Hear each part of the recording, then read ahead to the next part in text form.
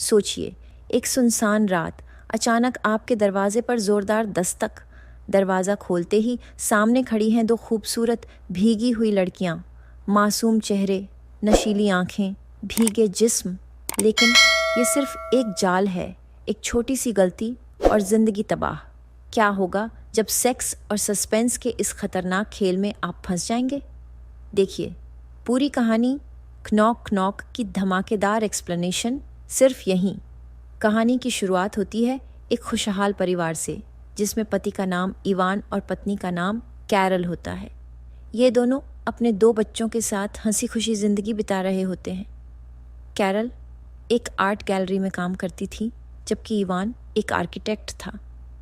एक दिन दोनों अपने बच्चों के साथ बीच ट्रिप पर जाने का प्लान बनाते हैं, लेकिन ऐन मौके पर इवान को एक अर्जेंट आर्किटेक्चर प्रोजेक्ट मिल जाता है, जिस वजह से वो इस ट्रिप पर नहीं जा पाता। कैरल अकेले ही बच्चों को लेकर निकल जाती है और इवान अपने डॉग के साथ घर पर ही रह जाता है। रात होती है और बारिश भी हो रही है। इवान अपने काम में व्यस्त होता है, तभी कैरल का कॉल आता है। बात करके कॉल कट करता है, तभी घर की डोरबेल बजती है। फिर वो दरवाज़ा खोलता है तो देखता है कि दो लड़कियां बाहर भीग रही हैं। उनका नाम बेल और जेनेसिस होता है। उन्होंने कहा कि क्या आप ग्रेगरेस का घर जानते हैं? इवान ने कहा कि मैं ऐसे किसी आदमी को नहीं जानता। वो बताती हैं कि वो एक पार्टी में जा रही थीं, लेकिन रास्ता भटक गई हैं और बारिश की वजह से उनके फ़ोन भीगकर ख़राब हो गए हैं। इवान बेचारी समझकर उन पर तरस खाता है। वो कहती है, अगर आप हमें अपना कंप्यूटर यूज़ करने दें तो हम एड्रेस निकाल के यहाँ से चले जाएंगे। और तब इवान उन्हें अंदर आने देता है। घर में आते ही वो उन्हें पहले टॉवल देता है ताकि वो खुद को सुखा सकें, और फिर एक लड़की को आईपैड देता है जिससे वो अपनी पार्टी की लोकेशन चेक कर सके। तब बेल अपना परिचय देती है। बेल कहती है, आपका बहुत बहुत धन्यवाद, वरना आज के टाइम में कौन दो अजनबियों को अंदर आने देता है। इवान भी अपनी बड़ाई करते हुए कहता है, ऐसी कोई बात नहीं है। अगर तुम लोगों ने कुछ किया भी तो मैं तुम दोनों को आराम से संभाल लूँगा। जब जेनेसिस लोकेशन चेक करती हैं तो पता चलता है कि उनकी पार्टी यहाँ से काफ़ी दूर है। ये सुन के इवान उनके लिए एक टैक्सी बुक कर देता है जो 45 मिनट में पहुँचने वाली थी। तभी वो दोनों कहती हैं कि क्या हमारे कपड़े ड्राई करके दे सकते हैं? फिर क्या, हमारे जॉन वीक भैया फिसल गए और उनका फ़ोन भी ले लिया ताकि चावल के डिब्बे में रखकर उसे सूखा कर सके। सीन कट होता है, इवान किचन में होता है। तभी दोनों लड़कियां अपने कपड़े इवान को देती हैं ताकि वो सूख जाए। जब वो उनके कपड़े मशीन में डालता है तो दूसरी तरफ वो दोनों म्यूज़िक लगा के डांस करने लगती है। इवान ये देखकर उसे थोड़ा अजीब लगा, लेकिन इवान इस बात को नज़रअंदाज करता है। तभी इवान बताता है कि वो पहले डीजे था। वो दोनों परियां इवान की तारीफ करके उसे चने के छाड़ेज पे चढ़ा देती हैं। वो दोनों उसके परिवार के बारे में बातें करती हैं और उससे चिपकने लगती हैं। ये देख के इवान वहाँ से उठकर दूसरी जगह बैठ जाता है, लेकिन वो दोनों बार बार उसके पास जाके बैठ जाती है। तब जेनेसिस इवान से पूछ के बाथरूम जाती है और इवान यहाँ डीजे बजाने लगता है। तभी बेल इवान को भी अपने साथ नाचने के लिए खींच लेती है और उसे गर्म करने लगती है। इवान को बहुत अजीब लग रहा था, क्योंकि वो अपनी बीवी से बहुत प्यार करता है। तभी उसका फ़ोन रिंग करता है। टैक्सी वाला आ गया होता है। तब बेल अपनी फ्रेंड को बुलाने जाती है। इवान उनके कपड़े ढेले आता है। वो उन्हें आवाज़ लगता है, पर वो दोनों उसकी बातों को अनसुना करती है। थक के इवान अंदर चला जाता है। वो अंदर आते ही पता चला कि दो न्यूड है। इवान को ये अच्छा नहीं लगता है। वो उन दोनों को कपड़े पहनकर बाहर आने के लिए कहता है, पर वो दोनों उसे भी ज्वाइन करने को कहती है। इवान कहता है, मैं ऐसा नहीं कर सकता, मैं शादीशुदा हूँ। पर वो दोनों इवान को गर्म कर देती है। वो अपना होश खो बैठता है और जो नहीं करना चाहिए था वही कर बैठा। बाहर टैक्सी वाला भी चला जाता है। इवान सुबह उठा तो उसे लगा कि वो दोनों जा चुकी हैं, पर थोड़ा आगे बढ़ने के बाद इवान को उनकी आवाज़ सुनाई दी। वो किचन में गया और देखा कि पूरा किचन बर्बाद हो गया है। वो कहता है, अपना पता बताओ, मैं वहाँ छोड़ दूँगा। वो दोनों हंसने लगती हैं। तब इवान को धीरे धीरे एहसास होता है कि ये लड़कियाँ सिर्फ उसकी मेहमान नहीं हैं, बल्कि कुछ और प्लान करके आई हैं। तभी इवान को कॉल आता है। अब कहानी में एक ज़बरदस्त मोड़ आता है। इवान जब अपनी वाइफ से फ़ोन पर बात करने के लिए बाहर जाता है तो वापस आकर देखता है कि बेल और जेनेसिस घर के अंदर अजीब हरकतें कर रही हैं। वो गुस्से में उन दोनों से कहता है, अब तुरंत मेरे घर से निकल जाओ। वो दोनों कपड़े पहने गई तो लेकिन बेल जाके अलमारी में छिप गई। इवान उसे धुन ढके 3 मिनट का वक्त देता है तैयार होकर बाहर आने के लिए। इवान घर के बाहर उनका इंतजार कर रहा होता है, लेकिन तभी उसकी नजर पड़ती है कि वो दोनों कैरल की बनाई हुई आर्टवर्क को खराब कर रही हैं। ये देखकर इवान और भी गुस्से में आ जाता है और सीधा धमकी देता है, मैं अभी पुलिस को कॉल कर रहा हूँ। लेकिन इस पर बेल और जेनेसिस जोर जोर से हंसने लगती हैं और कहती हैं, अगर तुम पुलिस को बुलाओगे तो उल्टा तुम ही फंस जाओगे, क्योंकि तुम कल रात हमारे साथ इंटीमेट हो चुके हो। इवान ये सुनकर सन्न रह जाता है और सोचने लगता है कि कल रात उसने कितनी बड़ी गलती कर दी। इवान उन दोनों को पैसे भी ऑफर करता है, लेकिन वो दोनों इस बात पे गुस्सा हो जाती है। नई मुसीबत। तभी दरवाजे की घंटी बजती है। इवान दरवाजा खोलता है तो देखता है कि कैरल की दोस्त विवियन बाहर खड़ी है। वो पूछती है कि कैरल को कुछ चाहिए तो नहीं। इवान को डर लगने लगता है कि कहीं विवियन को बेल और जेनेसिस के बारे में पता न चल जाए। लेकिन तभी जेनेसिस अचानक बाहर आ जाती है और इवान से चिपकने लगती है। विवियन ये देखकर गुस्से में इवान को गलत समझ लेती है और बोलती है, मुझे लगा तुम अच्छे इंसान हो, लेकिन तुम तो बहुत घटिया निकले। इतना कहकर वो गालियां देती है और वहाँ से चली जाती है। अब इवान का गुस्सा 7वें आसमान पर होता है। वो फिर से पुलिस को कॉल करने लगता है।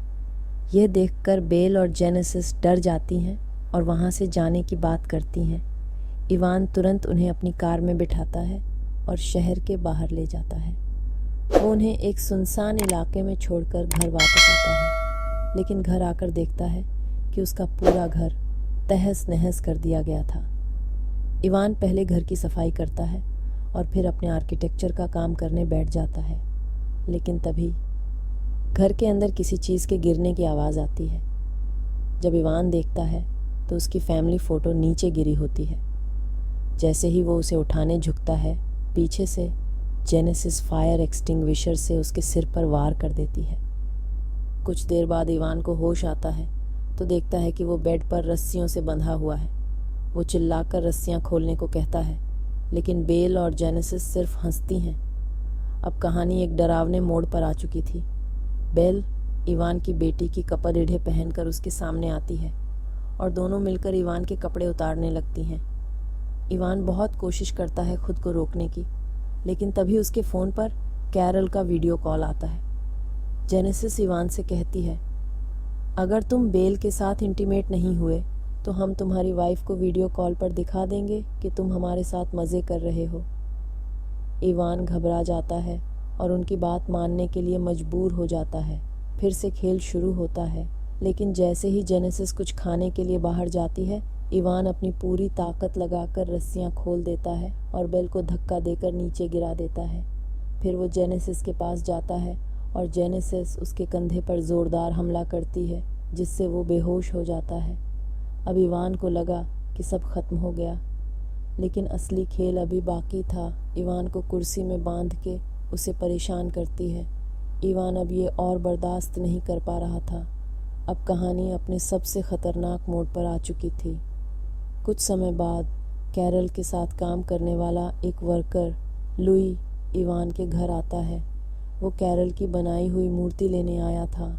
लेती हैं और तुरंत इवान को जबरदस्ती एक रूम में छिपा देती है। फिर जेनेसिस दरवाजा खोलती है और लुई से कहती है, हम दोनों इवान के कजिन्स हैं। घर में एक चोर घुस आया था जिसे पकड़ने के लिए इवान उसके पीछे भाग गया है। लुई को उनकी बातों पर शक होने लगता है। तभी उसकी नजर कैरल की आर्ट पर पड़ती है, जिसे इन दोनों ने बुरी तरह से खराब कर दिया था। लुई को कुछ अजीब लगता है और तभी उसे अंदर से इवान की चिल्लाने की आवाज सुनाई देती है। लुई तुरंत रूम की तरफ भागता है और देखता है कि इवान रस्सियों से बंधा हुआ है। वो जैसे ही उसकी रस्सियां खोलने की कोशिश करता है, जेनेसिस और बेल उसे रोकने के लिए उस आर्ट को तोड़ने लगती है। लुई ये देख के उन्हें रोकने जाता है, लुई उन दोनों से भिड़ जाता है, लेकिन तभी उसे अस्थमा का अटैक आ जाता है। वो जल्दी से अपना इन्हेलर लेने की कोशिश करता है, लेकिन इन्हेलर जेनेसिस के पास था। वो उससे इन्हेलर वापस मांगता है, लेकिन जेनेसिस और बेल उससे सिर्फ खेलती रहती हैं और हंसती हैं। लुई लड़खड़ाता है और अचानक उसका सिर कैरल की मूर्ति से टकरा जाता है और कुछ ही सेकंड में वो दम तोड़ देता है। लुई की मौत देखकर जेनेसिस और बेल जोर जोर से हंसने लगती हैं, जैसे उन्हें इससे कोई फर्क ही नहीं पड़ा। अब इवान को समझ आ जाता है कि ये दोनों पूरी तरह साइको हैं। इवान उन दोनों को बहुत बुरा भला कहता है, पर दोनों इवान को डराने लगती है। इसके बाद दोनों लुई की डेड बॉडी को पेपर में लपेट के उसकी मूर्ति बना देते हैं, उसकी ही गाड़ी में रख देती हैं और एक शातिर प्लान बनाती हैं। वो इवान और लुई के फोन से खुद को ऐसे मैसेज भेजती हैं जिससे ऐसा लगे जैसे कैरल और लुई का अफेयर था, और जब इवान को पता चला तो उसने गुस्से में लुई का मर्डर कर दिया। अब वो इवान को भी मारने की प्लानिंग करती है। वो दोनों उसे अपने परिवार को चीट करने के लिए उसे मारने के लिए कहती है। इवान कहता है, मैं अपने परिवार से बहुत प्यार करता हूँ और मेरी गलती है जो मैंने तुम्हें घर में घुसने दिया। अगर मैं अच्छा इंसान न होता तो तुम्हें कभी घर के अंदर आने नहीं देता। बेल कहती है, यही एक रास्ता है, और घर के पीछे एक गड्ढा खोदने लगती है। इवान किसी तरह अपने आईपैड से मदद के लिए कॉल करने की कोशिश करता है, लेकिन तभी जेनेसिस और बेल वहां आ जाती हैं और उसका आईपैड छीन लेती है। और इवान की कुछ सीक्रेट बैट उन्हें पहले से पता होती है। जब इवान से वो बात कहती है तो पता चला कि ये दोनों पहले से ही इवान की जासूसी कर रही थी। इसके बाद वो दोनों इवान का पूरा घर तहस नहस कर देती हैं और उसके बाल काटकर छोटे कर देती हैं। फिर जेनेसिस को इवान की छुपी हुई गन मिल जाती है। अब वो बेल को इवान पर गन तानने के लिए कहती है और कहती है, अब हम तुम्हारे साथ एक नया गेम खेलेंगे। अगर तुम भागने की कोशिश करोगे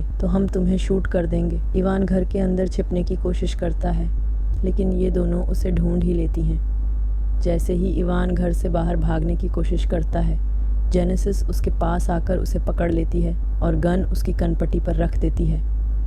इवान जोर जोर से मदद के लिए चिल्लाने की कोशिश करता है, लेकिन जेनेसिस उसे गन दिखाकर चुप करवा देती है।